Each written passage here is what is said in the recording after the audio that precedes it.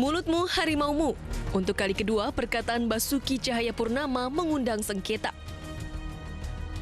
Dalam sidang yang menghadirkan Ketua Majelis Ulama Indonesia, Ma'ruf Amin, Ahok menyatakan akan memproses hukum saksi yang memberikan keterangan tidak sesuai koridor hukum. Konten pernyataan Ahok tersebut pun mengundang berbagai reaksi. Upaya cuci tangan pun cepat dilakukan kubu nomor 2. Kuasa hukum Ahok membantah bahwa Ahok akan melaporkan Ketua MUI Ma'ruf Amin. Padahal dalam persidangan kemarin, Ahok dan tim kuasa hukum sangat gencar menyayangkan pernyataan Ma'ruf Amin, termasuk mengaku memiliki bukti bahwa Ketua MUI tersebut melakukan sambungan telepon dengan Ketua Umum Partai Demokrat Susilo Bambang Yudhoyono.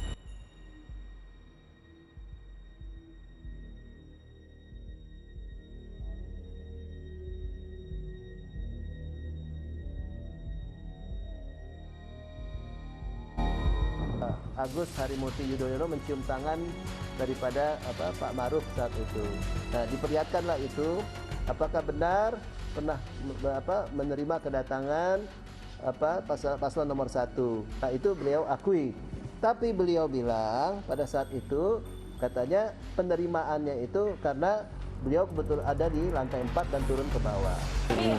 Tanggapan Bapak akan adanya isu kalau akan dilaporkan begitu Pak? Nggak ada masalah. Nggak masalah, Pak. Jika kubu Ahok memiliki bukti bahwa Ketua MUI melakukan sambungan telepon dengan Ketua Umum Partai Demokrat yang tak lain adalah Presiden ke-6, Susilo Bambang Yudhoyono, bukankah hal tersebut masuk dalam penyadapan? Kini, dampak persidangan Ahok tersebut pun berujung panjang.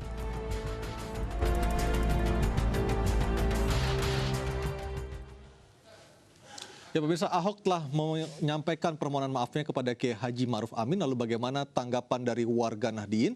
Saya sudah tersambung bersama salah seorang warga Nahdien dan juga mantan Ketua Mahkamah Konstitusi, Muhammad Mahfud MD. Selamat malam Pak Mahfud. Selamat malam Mario. Pak Mahfud, Ahok sudah meminta maaf sore tadi kepada Kiai Haji Ma'ruf Amin. Tanggapan dari warga Nahdien termasuk Anda sendiri seperti apa Pak Mahfud? Ya, alhamdulillah bagus ya. Dengan permintaan maaf itu berarti memang betul dia telah melakukan sesuatu yang tidak pantas dan melanggar hukum pidana di persidangan kemarin. Jadi itu ada 2 tahap ya. Pertama, kalau NU sendiri biasanya kalau orang minta maaf ya sudah selesai gitu, dan kita ya maafkan saja gitu. Artinya itu pengakuan yang jelas bahwa dia telah melakukan penghardikan gitu ya, menghardik Kiai Ma'ruf Amin sebagai ketua NU, bukan sebagai ketua MUI. Ya. Kenapa? Karena itu disebutkan menerima telepon dalam konteks ketua PBNU dan mintakan izin Agus yang Silvi akan bertandang.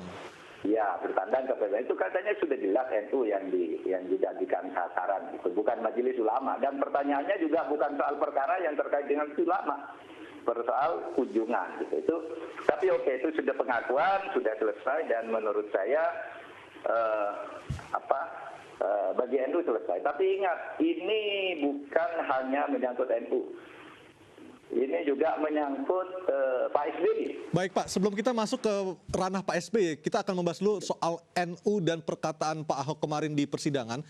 Kami menerima kabar hingga malam ini akan ada mobilisasi Banser yang akan masuk ke Jakarta. Anda sebagai warga Nahdien, Pak Mahfud, apakah benar berita-berita itu Pak Mahfud?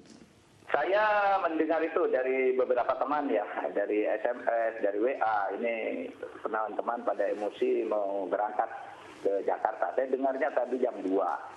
Tetapi kan sorenya sudah ada pernyataan dari Panglima Banser bahwa akan memberi pengertian kira-kira agar tidak usah duduk Jakarta. Itu udah selesai gitu masalahnya dengan minta maaf.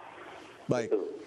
Pak Mahfud, dengan permintaan maaf dari Ahok, apakah masalah Ahok dengan NU sudah selesai sampai di sini, ataukah akan ada langkah hukum dari NU terkait masalah tersebut? Begini, di dalam hukum itu ada 2 istilah. 1 pengaduan, 2 pelaporan. Nah, kalau pengaduan itu menyangkut hak personal dan hak organisasi. Pak Ahok sudah minta maaf, kalau NU memaafkan ya selesai, dan saya kira NU sudah memaafkan ya, mudah-mudahan.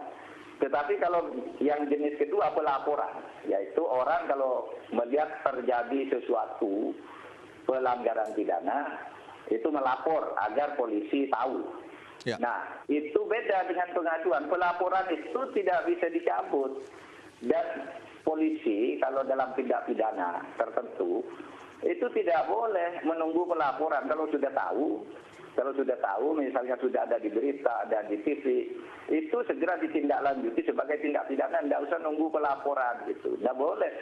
Saya belum dapat laporan loh. Kalau tindak pidana yang hukumannya berat itu, ya seperti ini hukumannya, ini kan ancaman hukumannya 10 tahun penjara nih. Ya. Tentang intercept itu pasal 31 Undang-Undang ITE gitu. Nah, polisi itu tidak boleh menunggu belum ada laporan, itu sudah jelas kok. Dia mengatakan punya bukti-bukti telepon gitu. Dan supaya diingat juga di dalam pernyataan Ahok maupun pengacaranya tadi, itu dia yang akan melaporkan Ma'ruf Amin kan, karena katanya bohong. Nah, itu justru sebaliknya gitu. Ya, yang melakukan penghardikan dan jelas-jelas mengatakan punya bukti pembicaraan SBY dan Ma'ruf Amin itu satu, ya, polisi harus mengambil tindakan tanpa ada laporan. Itu kewajiban hukum bagi polisi, kewajiban hukum.